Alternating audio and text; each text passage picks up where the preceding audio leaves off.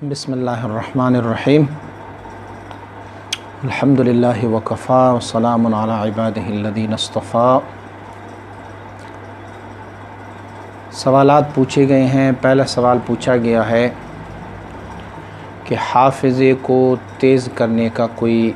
तरीक़ा या वजीफ़ा विर्द बताएं। मशाइख़ ने कई औराद व वज़ाइफ़ हाफ़िज़े को तेज़ करने के लिए फ़रमाए हैं,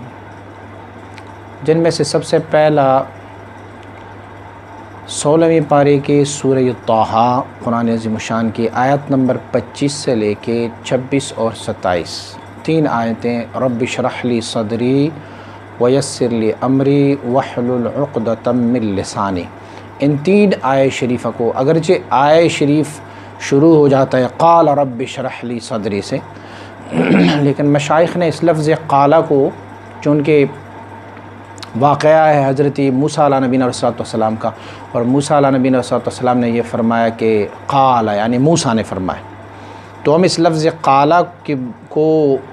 उसमें नहीं पढ़ेंगे और रब्बि इश्रह ली सदरी वयस्सिर ली अमरी वहलुल उक़दतम मिन लिसानी, यहाँ तक तीन आयतें हम हर नमाज के बाद अपने माथे पर हाथ रख के